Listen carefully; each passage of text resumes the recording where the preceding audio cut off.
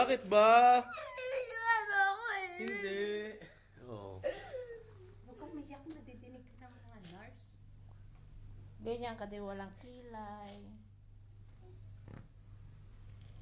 Parang ka ilong.